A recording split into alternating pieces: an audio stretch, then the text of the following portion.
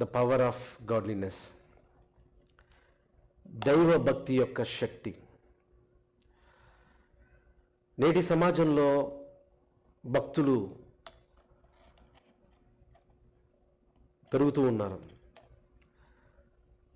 ఏ పండగ వచ్చినా ఆ పండగకి కొన్ని వేల మంది సంఖ్యలో ఒక టెంపుల్ ఉందనుకోండి, ఎంతోమంది వాళ్ళు వెళతారు, ఆరాధిస్తారు, ప్రార్థిస్తారు. అప్పుడు న్యూస్ పేపర్ కానివ్వండి, న్యూస్లో కానీ వాళ్ళు ఏమంటారు తెలుసా? ఫలానా దేవాలయాన్ని సందర్శించిన భక్తులు అని సంబోధిస్తారు. ఇక ఈస్టర్ కానివ్వండి, గుడ్ ఫ్రైడే కానివ్వండి, లేకపోతే ఏ పండుగ వచ్చినా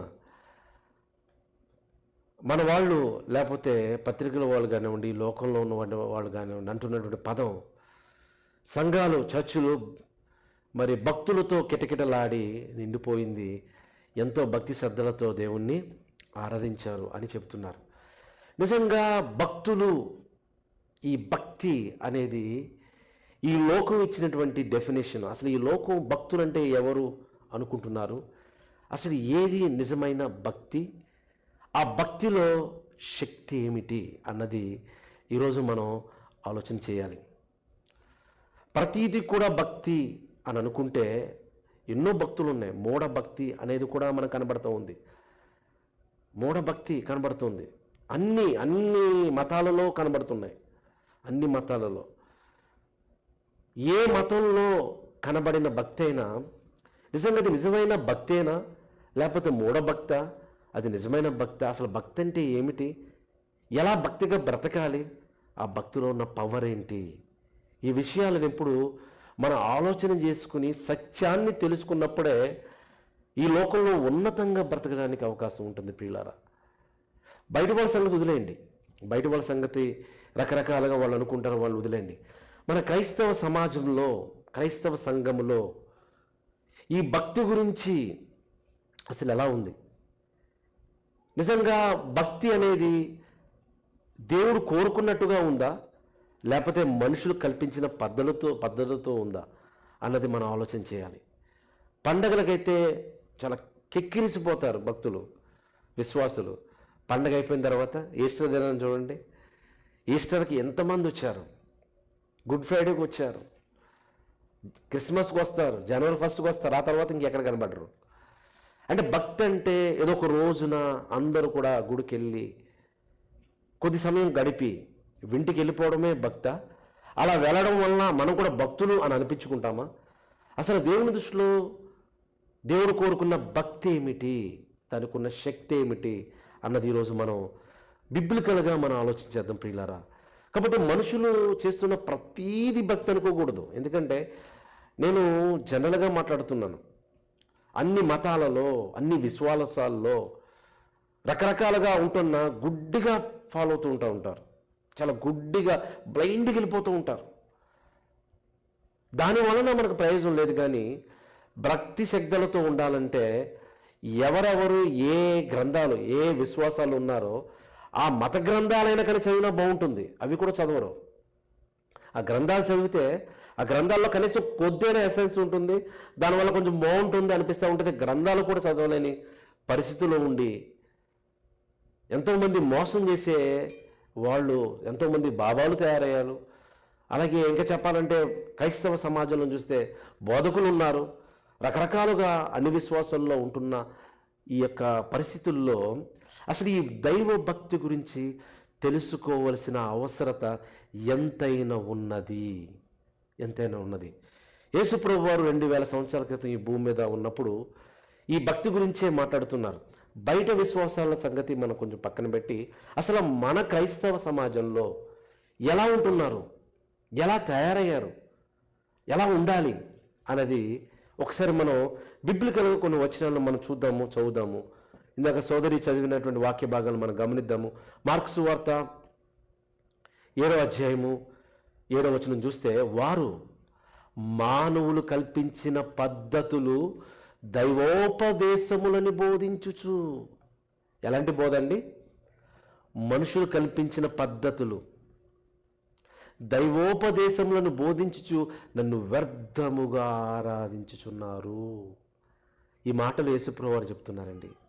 ఈరోజు సంఘాలలో కానీ సమాజంలో కానివ్వండి, మనుషులు కల్పించిన పద్ధతులు ఎంతవరకు వెళ్ళినాయంటే దైవోపదేశాలు ఆఖరికి ఎంత ఉపదేశం అయిపోయిందంటే ఈ మనుషులు కల్పించిన పద్ధతులు ఎంతవరకు వెళ్ళిపోయినాయి అంటే ఆచారాలు, మీరు దేవుని ఆజ్ఞను విడిచిపెట్టి మనుషుల పారంపర్యాచారమును గైకొనుచున్నారు. అంటే ఎంతవరకు వెళ్ళిపోయారంటే దేవుని ఆజ్ఞ కనుమరుగైపోయింది.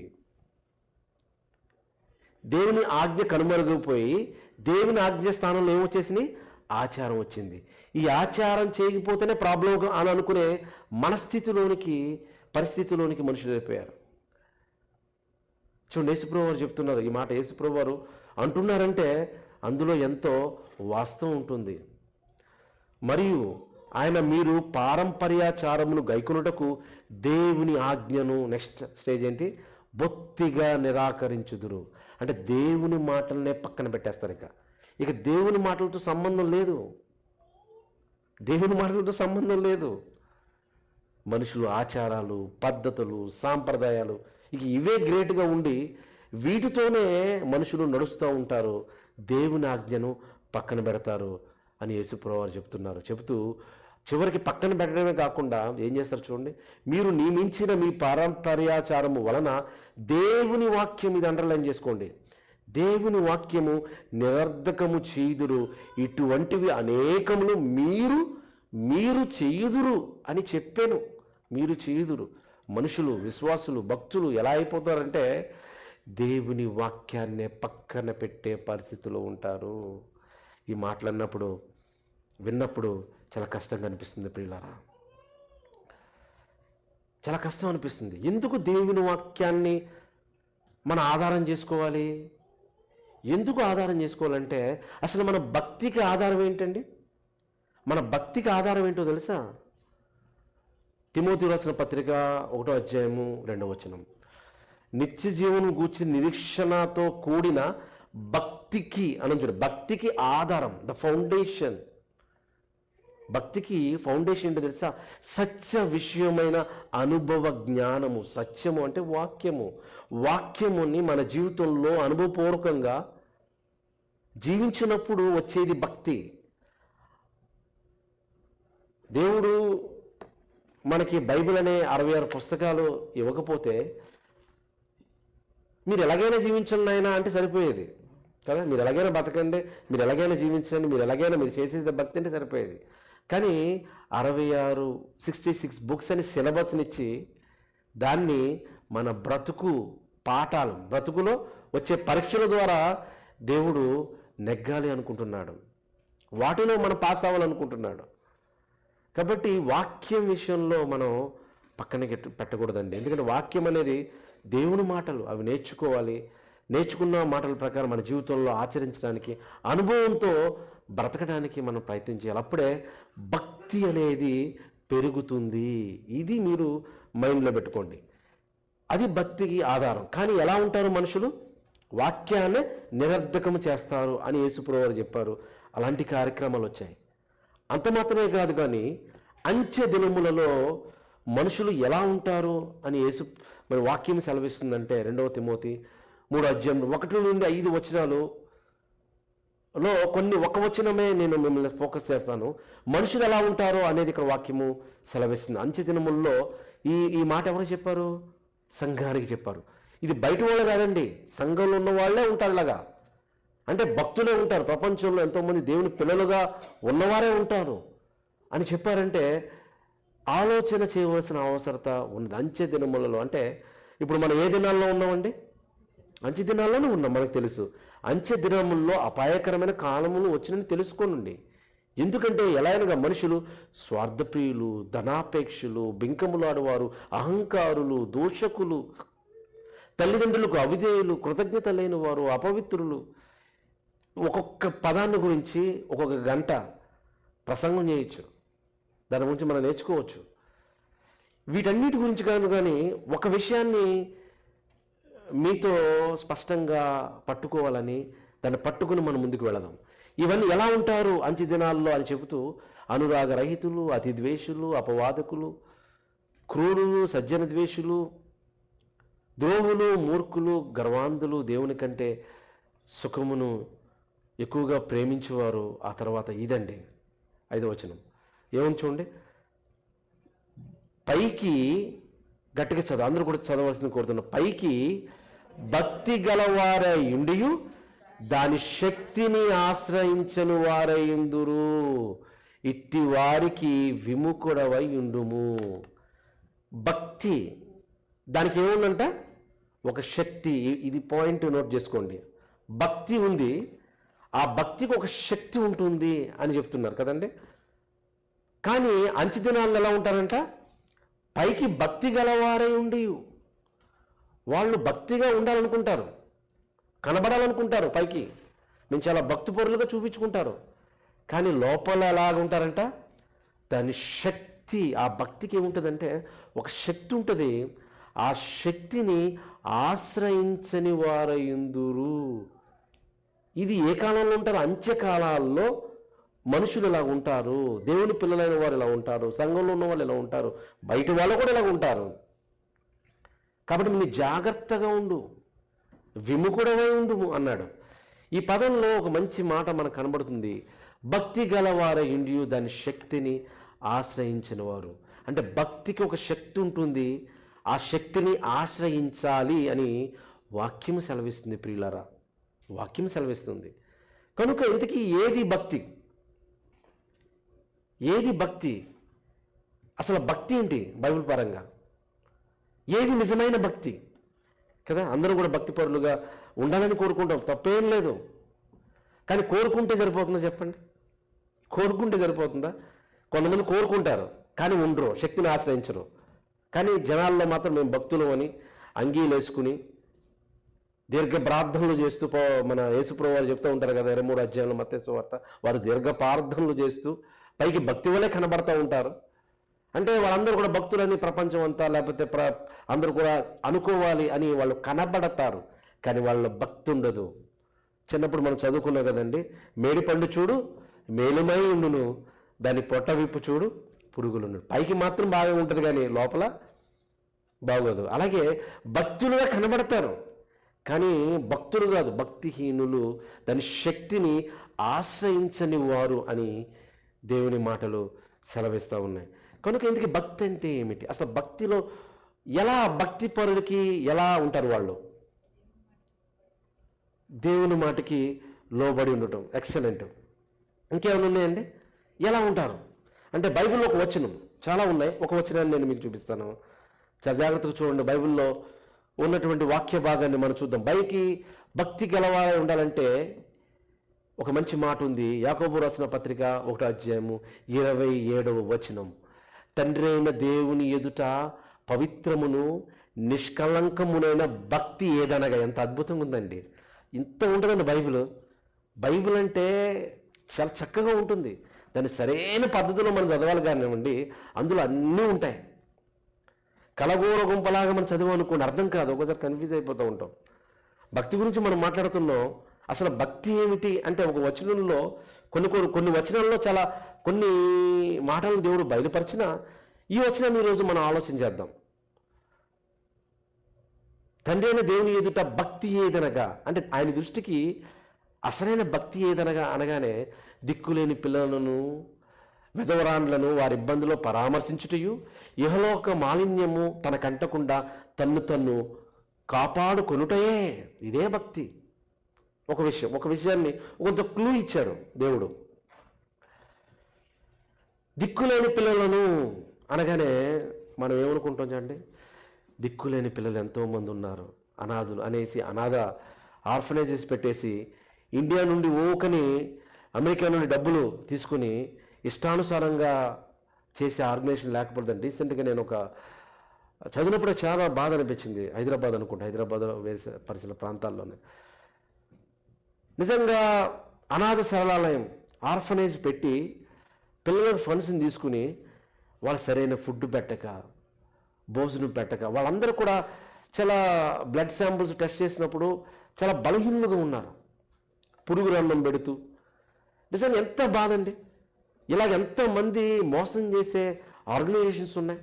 వాళ్ళకి ఏమర్థమైందంటే అనాథ పిల్లలు, దిక్కులేని పిల్లలు అనగానే ఎవరో తల్లిదండ్రులు లేని వాళ్ళు కాబట్టి వాళ్ళని మాత్రమే చూడాలనుకుంటారు. చూడడంలో తప్పులేదు, కంపల్సరీ చూడాలి. నేను దాన్ని తప్పు అంటలేదు, కంపల్సరీ చూడాలి. కానీ వాళ్ళు ఎందుకని ఈ ఫండ్స్ అన్ని తీసుకుని దేనికి పెట్టాలో దానికి పెట్టకుండా ఇష్టానుసారంగా చేస్తున్నారంటే భక్తి పేరట మోసం. ఇందాక చూశారు కదండి, అంచె దినాలు ఎలా ఉంటారో అలాగుంటారు. ఇంకా దీన్ని ఆత్మీయంగా తీసుకువెళితే, దిక్కులేని పిల్లలు అంటే తండ్రి ఉన్నాడు, దిక్కులేని పిల్లలు ఆత్మీయంగా ఎంతమంది ఉన్నారు? దిక్కులేని పిల్లలు అంటే మన శరీర సంబంధంగా ఆలోచించకూడదండి. దిక్కులేని పిల్లలు అంటే దిక్కులేని వారికి ఏమంటారు? దేవుడే దిక్కుని అంటారు. మరి దిక్కున్నవాడికి దేవుడు అవసరం లేదా? తల్లిదండ్రులు ఉన్నవాడికి దేవుడు అవసరం లేదా? పిల్లలు ఉన్నవారికి అవసరం లేదా? అసలు దిక్కులేని వాళ్ళు అంటే వాళ్ళు తెలుసా? అసలు దేవుణ్ణి దిక్కుగా లేని వాళ్ళే దిక్కులేని వాళ్ళు. ఇక నేను చెప్పాలంటే, ఎందుకంటే దేవుని మాటలు కలుపుకుని దేవుని మాటలు ఆలోచన చేసి దేవుని కోసం బ్రతుకున్న వాళ్ళందరూ దిక్కున్న వాళ్ళే. మాకు డబ్బు ఉంది, నాకు ఆస్తి ఉంది, అన్నీ ఉన్నాయి, మాకు తల్లిదండ్రులు ఉన్నారు అని అనుకున్న వారికి దేవుణ్ణి దిక్కుగా లేకపోతే వాళ్ళు కూడా దిక్కులేని వాళ్ళే. అలాంటి దిక్కులైన వాళ్ళకి దేవుడు దిక్కుగా మనం చూపించాలి. ఆయన చెప్తే నిజమైన భక్తి ఏంటంటే, చెబుతూ దిక్కులేని పిల్లలను మరి అలాగే విధవరాండ్లను వారి ఇబ్బందుల్లో పరామర్శించుటయు ఇహలోక అంటే మనం ఏం చేయాలి ఒకటి. ఆ తర్వాత రెండవది చూస్తే మనం ఎలా ఉండాలి అనేది మనకు, మనం ఏం చేయాలి, మనం ఎలా ఉండాలి, ఏం చేయాలి అనేది పైనుంది. ఆ తర్వాత మనం ఎలా ఉండాలి అనేది కింద ఒక మాట రాయబడింది. సో విధవరాండ్లను వారి ఇబ్బందుల్లో పరామర్శించుటయు అనుంది. విధవరాండ్లు అనగానే పెన్షన్ చాలామంది ఇస్తున్నారు. విధవరాండ్ల పెన్షన్స్ అని చూశారు కదండి, అంతకుముందు చాలామంది ఆర్గనైజేషన్ వాళ్ళు ఇస్తున్నారు పెన్షన్స్. ఓకే, ఎందుకు ఇస్తున్నారంటే ఊరికినే ఓట్లు లేదు, రాజకీయ నాయకులు అయితే ఓట్లు వస్తాయనో, లేకపోతే ఏమైనా ఆర్గనైజేషన్స్ వాళ్ళు అయితే వాళ్ళ వల్ల ఏమైనా లాభం వస్తుందనో, వాళ్ళందరూ కూడా మనం ఏమైనా మీటింగ్ పెడితే అందరూ వస్తారేమోనని ఆలోచన ఇస్తున్నారు. కానీ అసలు బిబ్లికల్గా అసలు విధవరాలంటే ఏంటి అసలు నిజంగా వాటికి ఉన్న క్వాలిఫికేషన్ కూడా బైబిల్లో చెప్పబడింది. మీరు ఆలోచన చేస్తే చూస్తారు. అది కూడా ఒకసారి నేను మీకు చూపిస్తాను ఒక మాట. ఎందుకంటే బిబ్లికల్ పర్స్పెక్టివ్లో మనం వెళ్ళకపోతే మన ఇష్టానుసారంగానే మనం వేసుకుంటూ వెళ్ళిపోతూ ఉంటాం.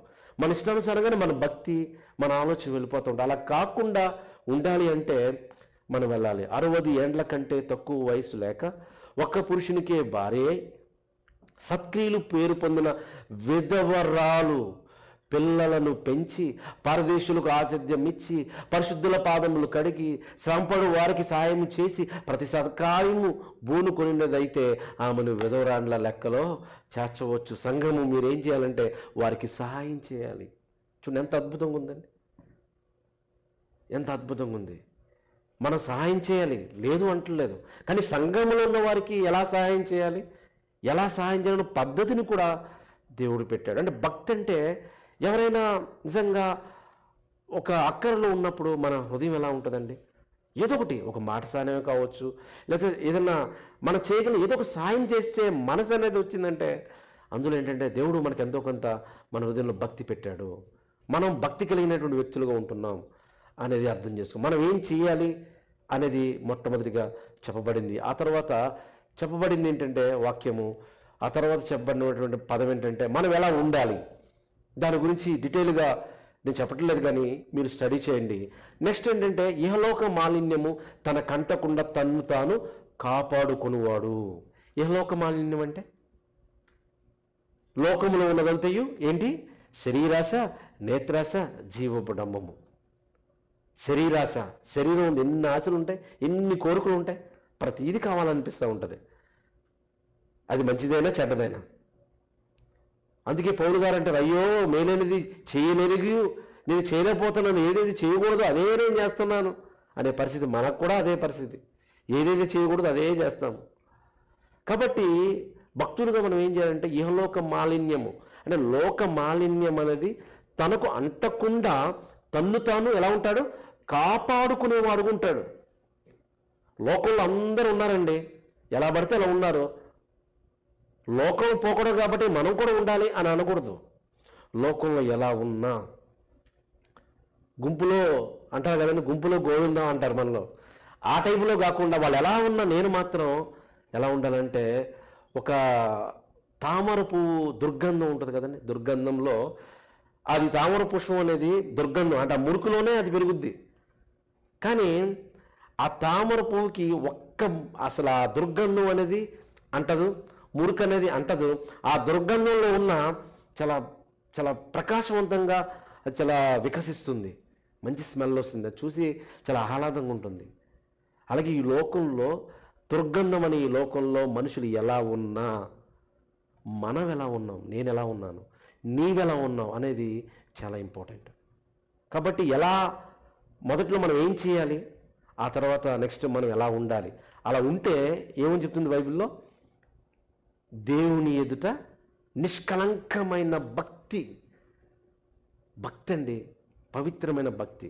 కాబట్టి భక్తులు అని ట్యాగ్ పెట్టుకున్నంత మాత్రం భక్తులు గారు, కానీ వాళ్ళ జీవితాల్లో ఆ క్రియలు కనపడినప్పుడు, ఆ రీతిగా వాళ్ళు జీవిస్తున్నప్పుడు నిజంగా వాళ్ళ భక్తులుగా దేవుడు గుర్తిస్తాడు. మనుషులు గుర్తించినా గుర్తించకపోయినా దానివల్ల ఉపయోగం లేదు, దేవుడు గుర్తించాలి, దేవుడు గుర్తిస్తాడు. అలాంటి భక్తి ఉంటే అండి, ఆ భక్తికి ఉన్న శక్తి ఏంటో తెలుసా?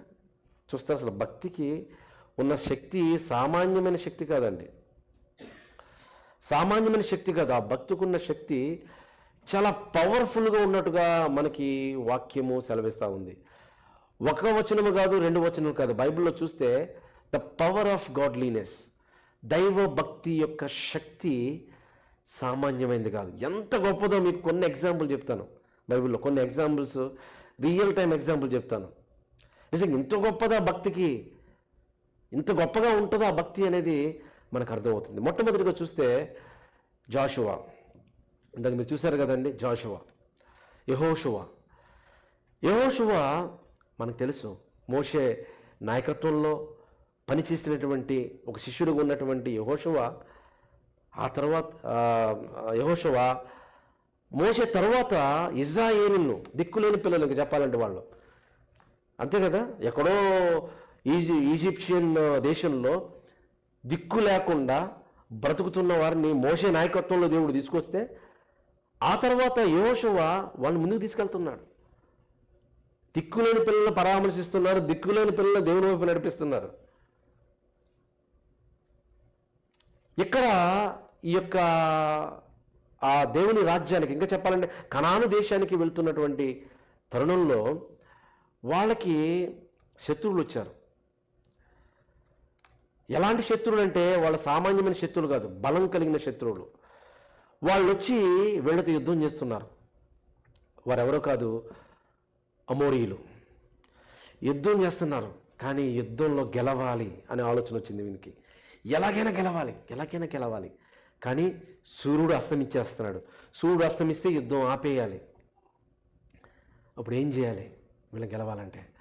చూడండి, ఈ భక్తికి ఉన్న శక్తి ఏంటి, ఎంత గొప్ప శక్తి అంటే, నిజంగా ఆయన అంత భక్తి పరుడు. ఆయన అంటున్నటువంటి మాట చూడండి, అక్కడ ఆయన ఏం ప్రార్థన చేస్తున్నాడు. ఇజ్రాయేలు వినుచుండగా యెహోవాకు ఇలాగ ప్రార్థన చేస్తున్నాడు, సూర్యుడా నువ్వు గిబియోనులో నిలువుము, చంద్రుడా నీవు అయ్యాలోను లోయలో నిలువుము అంటున్నాడు. ఎవరు ఆపుతున్నాడండి? సూర్యుడిని. అసలు సూర్యుడిని ఆపే శక్తి ఉంటుందా? లోకంలో ఎన్నో శక్తులు ఉన్నాయి. అందులో సూర్యశక్తి అనేది కూడా చాలా పవర్ఫుల్. ఎంత పవర్ఫుల్ అంటే ఎగ్జాంపుల్ చెప్తాను. సూర్యుడు ఒక మండే అగ్నిగోళం. ఈ సూర్యుడు ఒక మండే అగ్నిగోళం కదా, కొన్ని కోట్ల సంవత్సరాల నుండి కాలుతున్నాడు కదా. సూర్యుల్లో ఆ మండుతున్న పదార్థం ఒక 1/4 కేజీ తీసుకొచ్చి మన ఇండియాకి లేకపోతే అమెరికాకి ఎక్కడైనా మనం పెడితే 100 సంవత్సరాలు కరెంటు పవర్ అనే సరిపోతుందంట. 100 సంవత్సరాలు కరెంటు పవర్ లేకుండా, అంటే కరెంటు కట్టు లేకుండా పవర్ ఉంటుందంట. 100 సంవత్సరాలు ఒక 1/4 కిలో ఆ యొక్క పదార్థం తీసుకొచ్చి పెడితే చాలు, అంత శక్తి ఉంటుంది. ఇవన్నీ శక్తులే కదండి. ఇప్పుడు మనం ఈ లైట్ వస్తుందంటే దాని వెనుక నడిపించే శక్తి ఏంటి? ఈ మైక్ ఉందంటే దీని వెనుక నడిపించే శక్తి ఏంటి? విద్యుత్ శక్తి అంటున్నాం. ఇవన్నీ విద్యుత్ శక్తులు ఎక్కడి నుండి వస్తున్నాయి? పవర్ జనరేషన్ నుండి వస్తున్నాయి కదా. రకరకాల సోలార్ నుండి కూడా విద్యుత్ శక్తి వస్తుంది మనకి. అలాంటి పవర్ఫుల్ కలిగిన సూర్యుడిని ఆపే శక్తి అసలు మనిషికి ఉంటుందండి? ఉండదు. మనిషికి ఉండదు, అంత శక్తి ఉండదు. కానీ ఈయన భక్తిపరుడు. ఈయన భక్తిపరుడని మీరు ఎలా చెప్తున్నారు అనొచ్చు. ఈయన భక్తిపరుడని మీరు ఎలా చెప్తున్నారని అనొచ్చు. ఎంత భక్తిపరుడు అంటే, ఇజ్రాయేలీలు వీళ్ళందరూ కూడా 5 లక్షల కాల్బలము వీళ్ళందరూ కూడా బయలుదేరి వచ్చినప్పుడు వీళ్ళందరూ కనాను దేశానికి వెళ్ళలేదు. కనాను దేశానికి వెళ్ళిన ఆ కొద్ది మందిలో ఎవరున్నా తెలుసా? యెహోషువ ఉన్నాడు. అంటే భక్తిపరుడు. ఎంత భక్తిపరుడు అంటే, మోషే నాయకత్వంలో పనిచేస్తూ విధేయుడిగా ఉంటూ చెప్పిన ప్రతి పని కూడా చేస్తూ చాలా చక్కగా దేవునిలో ఎదుగుతూ, ఇది దేవుడు నాకు ఇచ్చిన బాధ్యత కదా అని ఆయన ఆ యొక్క నాయకత్వానికి ఆయన ఎంతో సహకరించి ముందుకు వెళుతూ ఉన్నారండి. అంత భక్తిపరుడు. ఆ తర్వాత దేవుడు ఇతనికే అవకాశాన్ని ఇచ్చాడు. ఆయన ఉన్నతంగా ఆయన తీసుకువెళ్ళాడు. ప్రియులారా చూడండి, ఎంత ఆయన భక్తికి ఉన్న శక్తి ఏంటో తెలుసా? సూర్యుడే శక్తివంతుడు అనుకుంటే, ఆ సూర్యుడి వల్లే మన ఇంధనాలు ఇంత శక్తి మనకు వస్తుంటే, ఆ సూర్య శక్తినే ఆపే శక్తి ఎవరికి వచ్చింది? యెహోషువకు వచ్చింది. దేన్ని బట్టి? భక్తికి. ఆయనకున్న భక్తి సూర్యుడిని ఆపే శక్తి. అంత గొప్ప శక్తిదండి. What a powerful godliness. ఎంత భక్తి ఉందండి ఆయనకి, ఎంత భక్తి ఉంది. ఆపేమన్నాడు. ఎందుకంటే ఆయన ఆలోచన ఏంటో తెలుసా? స్వార్థంతో కూడిచిన ఆలోచన కాదు. దేవుని పిల్లలు ఇంతమంది ఉన్నారు, వెనక శత్రు సైన్యం ఉంది, ముందు శత్రు సైన్యం ఉంది, వీళ్ళందరినీ జయించాలి అంటే సూర్యుడు ఇంకా నిలవాలి, నువ్వు ఆగిపో అన్నాడు. ఆగిపోయిందండి. పిల్లారా ఒక్కసారి ఆలోచన చేయండి. అంటే మనం దేవుని చిత్తంలో ఉండి, దేవునిలో భక్తులుగా ఉండి మనం అడిగితే దేవుడు ఏదైనా చేయడానికి అవకాశం ఇస్తాడు. అది బైబిల్ చెప్తుంది. చూస్తారు ఒకసారి వచ్చిన భాగాన్ని చూద్దాం. యోహాను సువార్త చూస్తే, యోహాను సువార్త గ్రంథము 10వ అధ్యాయం 14వ వచనంలో చూస్తే అక్కడ మనకు కనబడుతుంది కదా, దేవుడు పాపుల మనవి ఆలకింపడని ఎరుగుదుము, ఎవడైనను దేవభక్తుడై, ఇది నోట్ చేసుకుంటే, దేవభక్తుడై ఉండి ఆయన చిత్తము చొప్పున జరిగించిన ఎడల, ఎవరి చిత్తం చొప్పున? దేవుని చిత్తము చొప్పున జరిగించిన ఎడల ఆయన అంటే దేవుడు వాని మనవి ఏం చేస్తే ఆలకించును. ఎంత అద్భుతంగా ఉందండి బైబిల్లో. దేవభక్తుడే ఉండి ఆయన చిత్తం చొప్పున జరిగిస్తూ ఆయన మనవి చేస్తే నేను ఉన్నానంటాడు. ద బెస్ట్ ఎగ్జాంపుల్ ఎవరు? యెహోషువ. ది బెస్ట్ ఎగ్జాంపుల్ బైబిల్లో ఉంది కదా, యెహోవా ఒకరి నరుని మనవి వినిన ఆ దినము వంటి దినము మరొకటి లేదు. ఇదండి అంత ఆయనకున్న భక్తి. మరి మనం కూడా భక్తులే కదండి, మనం కూడా ఆపుదామా అని విన్నాం అనుకోండి. మనం కూడా భక్తులే కదండి. పాస్టర్ గారు మీరు ఇప్పుడు వాక్యం చెప్పారు కదండి, మనం అందరూ కూడా వెళ్ళి బయట సూర్యుడా ఆపోయి అని మనం ఆపుదామా అని అంటే అలా చేయకూడదండి. అందుకే బైబిల్లో ప్రతిదీ కూడా రాయబడింది. ఎప్పుడు ఆయన సందర్భానుసారంగా చేస్తాడు, ఎప్పుడు నిజంగా కావాలంటే చేస్తాడు. ప్రతిసారి మన ఇష్టానుసారంగా చేయమంటే ఆయన చేయడు. చూడండి అక్కడ అందుకే బైబిల్లో ఉంది, దానికి ముందు కానీ దాని తరువాతే కానీ ఉండలేదు. ఇక ఉండదు, దాని తర్వాతనే కానీ ఉండలేదు. ఎందుకంటే అప్పుడు అవసరం కాబట్టి దేవుడు చేశాడు. తర్వాత కూడా ఉండలేదు అని ఉంది బైబిల్లో. కాబట్టి భక్తికి ఉన్న శక్తి ఎలాంటిదంటే సూర్యుడిని ఆపే శక్తి. తన గురువుగారు ఇంకా చెప్పండి, మోషే గారు తనకున్న శక్తి ఏంటంటే ఒక కర్రను చూపించాడంతే, సముద్రం చీలిపోయింది 2 పాయలుగా. ఆయన భక్తికి ఉన్న శక్తి ఎంత గొప్పదండి, ఎంత గొప్పది. ఎన్ని అద్భుతాలు చేశారు మోషే గురించి మనం ఎన్నోసార్లు విన్నాము. ఈజిప్షియన్లు ఎన్ని శక్తి, వీళ్ళు గారడీ విద్య కలిగిన వాళ్ళు చేశారు, మోషే చేశారు. కానీ మోషే చేసిందే ఫైనల్ అయింది, వాళ్ళందరూ కూడా ఫెయిల్ అయిపోయారు. ఎందుకంటే ఈయన భక్తిలో శక్తి ఉంది. ఆ శక్తి ఈ లోకంలో ఎవ్వరూ చేయలేని గొప్ప కార్యక్రమాలు చేయగల వ్యక్తులుగా దేవుడు తీర్చిదిద్దాడు. అది వాళ్ళ గొప్పతనం కాదు, యెహోషువ గొప్పతనం కాదండి. యెహోషువకు అంత గొప్పతనం లేదు, ఆయనకు అంత శక్తి లేదు. కానీ ఆయనకు ఒకటే ఉంది, భక్తి ఉంది అంతే. అంటే భక్తితో ఏదైనా చేయగలడంటే ఏదైనా చేయగలడు అనడానికి ఇంతకంటే నిదర్శనం ఏం కావాలి చెప్పండి. ఫస్ట్ ఎగ్జాంపుల్ మనం చూస్తాం. ఆయన భక్తి ఎలాంటి భక్తి అంటే సూర్యుని ఆపే శక్తి కలిగినటువంటి భక్తి యెహోషువ భక్తి. ఆ తర్వాత రెండవదిగా చూస్తే బైబిల్లో రాయబడినటువంటి గ్రంథంలో ద పవర్ ఆఫ్ గాడ్లీనెస్ మనం చూస్తున్నాం. అందులో ఒక వ్యక్తి ఉన్నాడు. ఆయన సామాన్యమైన వ్యక్తి కాదు. ఆయన ఎవరో కాదు, ఏలియా. ఏలియా గారు, ఆయన భక్తి చాలా గొప్ప భక్తి అండి. ఎంత గొప్ప భక్తి! ఆయన రోషం కలిగిన ప్రవక్తలు ఒక్కొక్క రకంగా ఉంటారు, అందరూ ఒకే రకంగా ఉంటారు కదండి. ఆయన రోషం కలిగిన ప్రవక్త. అసలు దేవునికి వ్యతిరేకంగా ఎవరైనా అన్నా, ఏది చేసినా ఆయన చాలా రోషంగా ఉంటాడు. ఆయన చేసిన కార్యక్రమాలన్నీ కూడా మనకు కనబడితే గ్రంథంలో ఉంటాయి. చాలా రోషం కలిగిన వ్యక్తి. ఎవరు ఎలా బ్రతికినా బ్రతకపోయినా కొన్ని సందర్భాలను అంటూ ఉంటాడు, అయ్యా నీకోసం నేను ఒక్కడే నిలబడ్డాను అంటాడు. ఎప్పుడైనా గుర్తుపెట్టారా? వీళ్ళందరూ ఉన్నారు, ఎలా ఉన్నారో లేదో నాకు తెలియదు, కానీ నీకోసం నేను ఒక్కడే నిలబడ్డానయ్యా అని రోషం కలిగి దేవుని కోసం నిలబడిన వ్యక్తి ఏలియా. చాలా భక్తి అయింది. ఆయన భక్తి ఎంత గొప్ప భక్తి అంటే, వీళ్ళు తింటున్నారు, తాగుతున్నారు, అసలు దేవుని గురించే పట్టించుకోవట్లేదు అని దేవా ఏమని ప్రార్థన చేశాడు తెలుసా? అలాంటి వారి కోసం వీళ్ళు ఎలా ఉంటున్నారా, అయితే ప్రకృతి శక్తులను ఆపేద్దాం అనుకున్నాడు. ఆయన ప్రార్థన చేశాడు. వర్షింపకుండాన్నట్లు అతడు ఆసక్తితో ప్రార్థన చేయగా ఎన్ని సంవత్సరాలు ఆగిపోయిందండి? 3.5 సంవత్సరాలు వరకు వర్షము భూమి మీద పడవలేదు. ఆయనకున్న శక్తి ఏంటో తెలుసా? ఆకాశంలో ఉన్నటువంటి వర్షాన్ని ఆపే శక్తి ఆయన భక్తికి. ఎంత గొప్ప భక్తి అండి ఆయనది! ఎంత గొప్ప భక్తి, ఎంత గొప్ప భక్తి! ఆయన ఏలియా కాబట్టి చేశాడండి, మనమైతే మనం చేయగలమా అనొచ్చు మీరు. అందు గురించి బైబిల్లో అక్కడ ఒక మాట రాయబడింది, దానికి ముందే ఏముంది చూడండి. ఏలియా ఎలాంటి వ్యక్తి? మన వంటి స్వభావం కలిగిన మనుషుడే. స్పెషల్ ఫీచర్స్ ఏమి లేవు ఆయనకి. మనలాగే దేహం ఉంది, మనలాగే మనసు ఉంది, మనలాగే అన్ని అవయవాలు ఉన్నాయి, మనలాంటి బలహీనమైన మనిషే. ఏలియా మన వంటి స్వభావం గల మనుష్యుడే. ప్రవక్త కాబట్టి ఆయన గొప్ప అద్భుతాలు చేసే వ్యక్తి కాదండి, మనలాంటి మనుషుడే. ఆయన ఆసక్తితో ప్రార్థన చేశాడు. కారణం ఏంటంటే, దేవుడు ఎవరు ప్రార్థన వింటాడని విన్నాం, ఇందాక చదివారు కదా. ఎవరు ప్రార్థన వింటాడు? దైవ భక్తుడై ఆయన చిత్తానుసారంగా ఎవరైతే జరిగిస్తారో వాళ్ళ ప్రార్థన ఆయన వింటాడు. ప్రార్థన దేవుడు విన్నాడు. నిజంగా వర్షాన్ని మీరు ఆలోచన చేస్తే, వర్షం ఎలా వస్తుందో మనకు తెలుసు కదండి. ఈ ఎండాకాలంలో ఈ మన్నుటెనల్లో సముద్రంలో ఉన్నటువంటి నీరు అవి ఆవిరై మేఘాల రూపంలో వెళ్తుంది. మేఘాలుగా వెళ్ళిన నీరు వర్షాకాలం వచ్చేటప్పటికి అది భూమి మీద వస్తుంది. ఒకసారి మేఘాల్లోకి వెళ్ళిన తర్వాత దాని యొక్క సాంద్రత, డెన్సిటీ అనేది పెరిగిపోతుంది. పెరిగిపోయిన తర్వాత అది ఆపుకోలేదు, కంపల్సరిగా అది వర్షం రూపంలో వచ్చేయాలి. కానీ ఈయన ప్రార్థన ఎంత గొప్ప ప్రార్థన అండి, ఆపేసింది.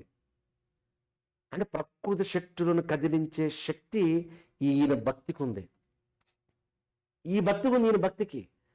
ఆపేశాడు. ఆ తర్వాత మరలా ప్రార్థన చేశాడు. ఆయన ఏమైనా ప్రార్థన, అతడు మరలా ప్రార్థన చేయగా, కొంతకాలం అయిన తర్వాత మారుతారని ఆయన మరలా ప్రార్థన చేయగా, ఆకాశము అప్పుడు దిగబట్టుకున్న ఆ మేఘాలు ఎప్పుడైతే ప్రార్థన చేశారో, ఆకాశము వర్షం ఇచ్చాను, భూమి ఫలం ఇచ్చాను. ఎంత అద్భుతం!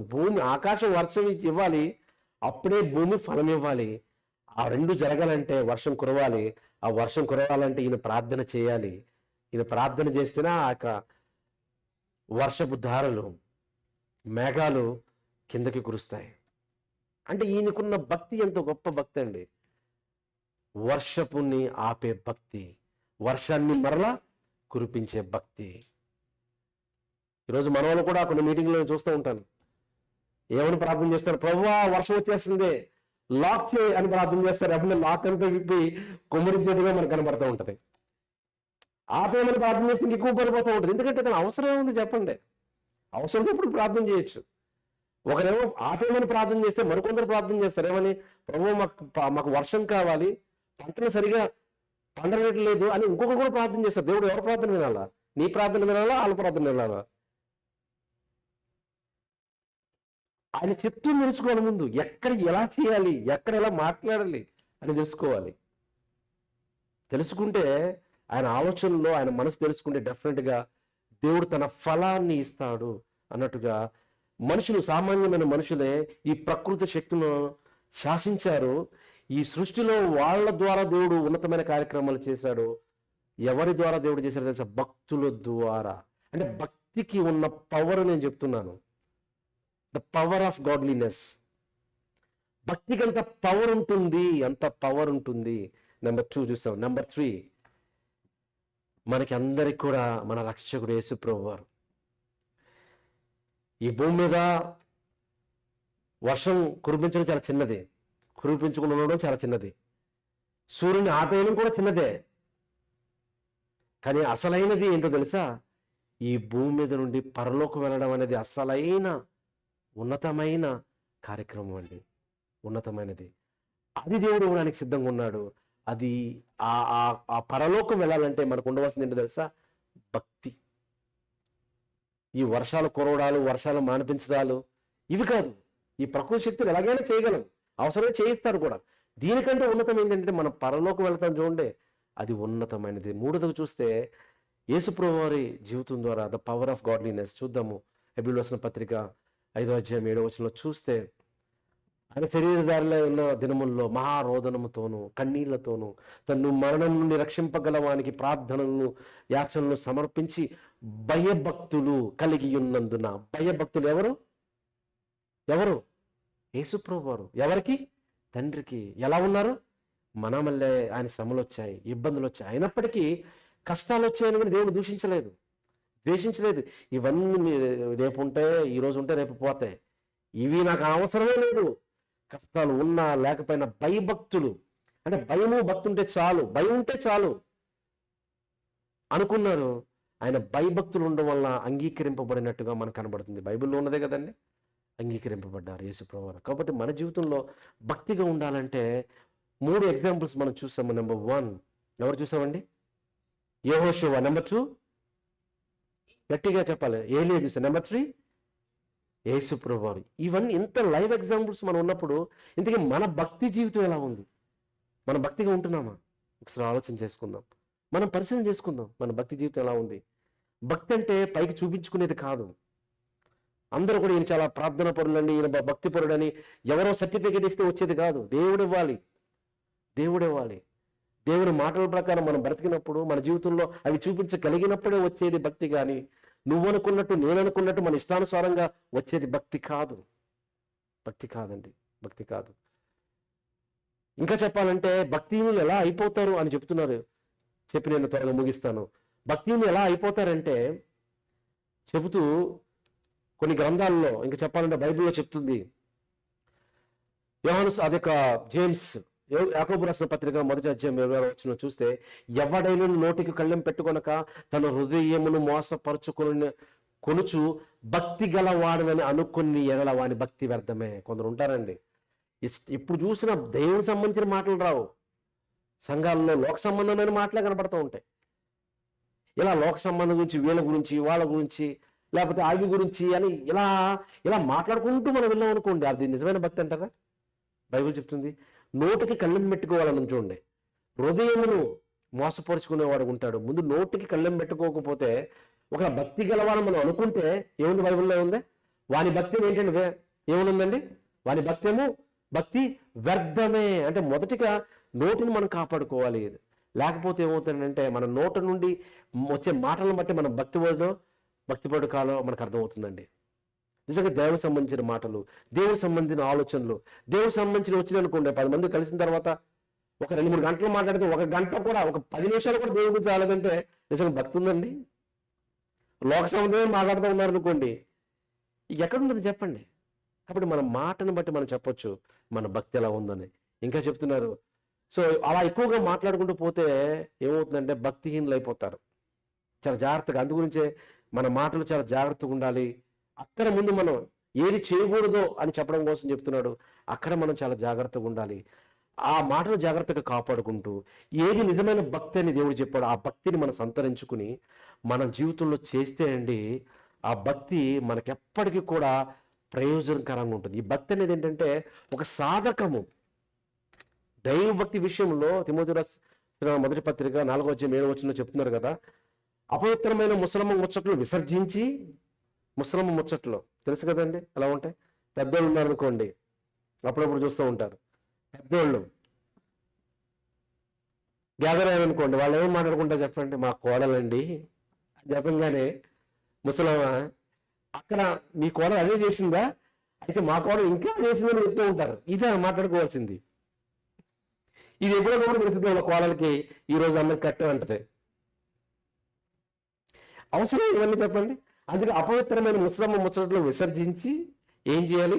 దైవభక్తి విషయంలో నీకు నీవే సాధకము, ప్రాక్టీస్.